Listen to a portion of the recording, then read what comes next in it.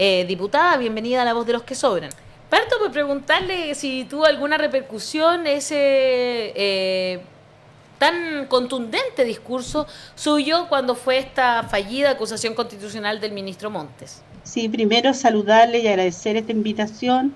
Efectivamente, para mí era muy importante el enviar un mensaje a quienes nos estaban escuchando en el hemiciclo, en particular a las diputadas y diputados y también a todas aquellas mujeres dirigentes de campamento que estaban en sus casas y quienes estaban también en las galerías de la Cámara y donde ella su mensaje era defender al ministro, hacerlo con fuerza para que pueda continuar avanzando en el plan de emergencia habitacional.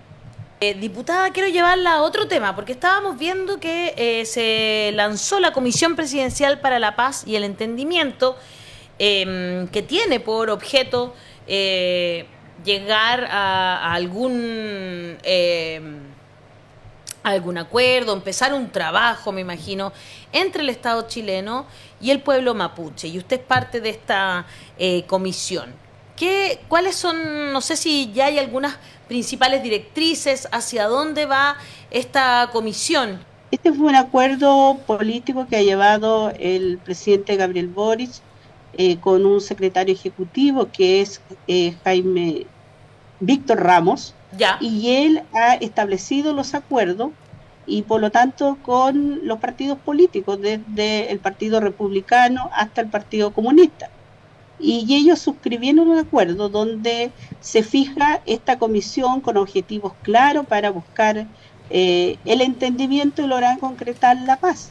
Pero no es fácil esta tarea, es todo un desafío para que este año, en noviembre, hay que entregar aquel informe que va a indicar cuáles debieran ser aquellos mecanismos en la búsqueda de la solución. Y lo más importante para ellos, más que lo que diga esta comisión en su título, sabemos que tiene que ver con la demanda histórica territorial y por lo tanto también los mecanismos existentes, que será otra forma que hoy día no existen en la ley indígena, como hoy día hay un procedimiento en la ley indígena que es la adquisición de predios de acuerdo a lo que señala la propia ley que reconoce los títulos en los cuales las comunidades han tenido pérdidas.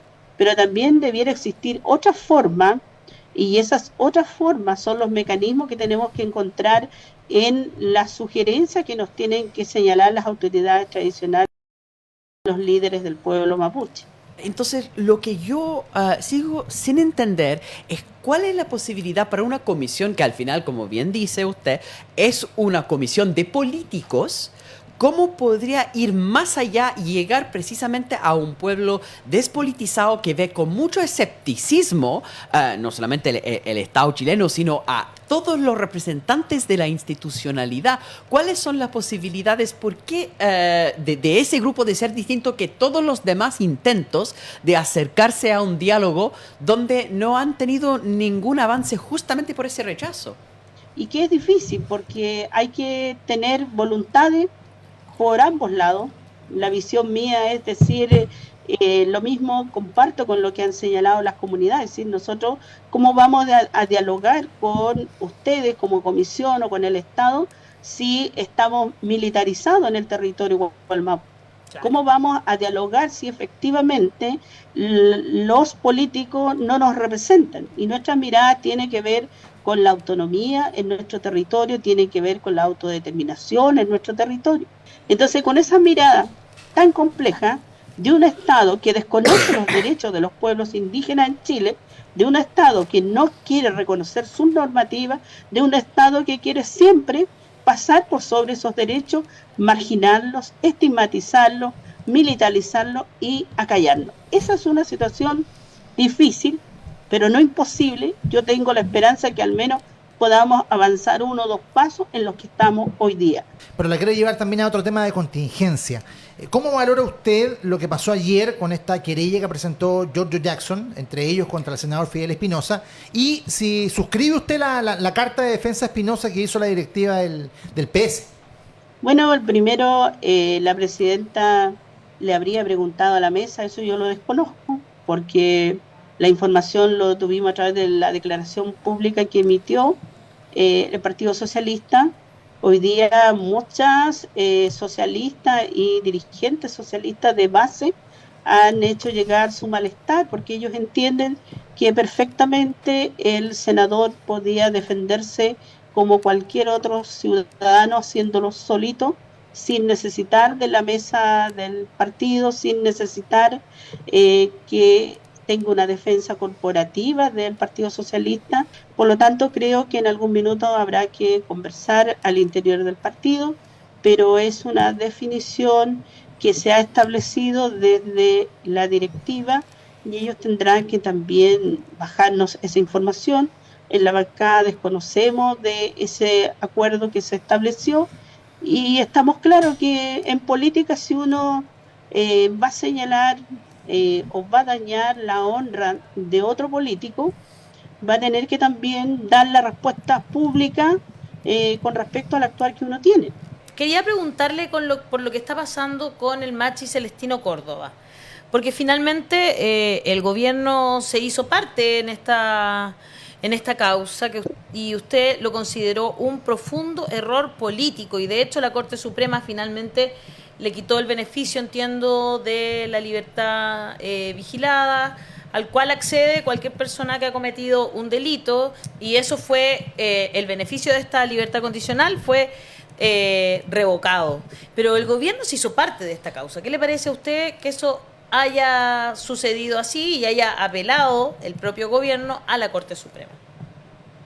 La verdad es que yo encuentro que fue de injusticia. Ya estaba bien que lo hagan los familiares, sus abogados, pero claro, el gobierno que intenta generar diálogo, que quiere avanzar con esta comisión y finalmente tampoco termina revisando lo que dice el convenio 169, si las autoridades tradicionales, espirituales, pueden perfectamente dar cumplimiento a a sus condenas en su territorio, en su comunidad. Eso entonces, lo que se para, hace... para dejarlo claro, diputada, lo que dice el convenio 169 de la OIT entonces es que las personas que pertenecen a algún pueblo indígena, claro, pueden cumplir su pena en su territorio, ¿verdad? Claro, tienen una forma distinta, pero como no se ha hecho esa modificación en el Código Penal, en el procesal penal, entonces el Poder Judicial toma y define y los trata como a cualquier persona privada de libertad, sin considerarle la condición del ser mapuche, sin considerar la condición de una autoridad ancestral espiritual. Entonces uno siente que hay aquí una discriminación, una falta de conocimiento y de compromiso en el actuar que ha tenido el gobierno, porque por una parte yo me quiero entender, quiero dialogar, quiero relacionarme de mejor forma con el pueblo mapuche, pero a la hora de definir, en este caso ellos optaron por apelar y finalmente que se revocara la posibilidad que estuviera en la libertad condicional el Machi en su territorio.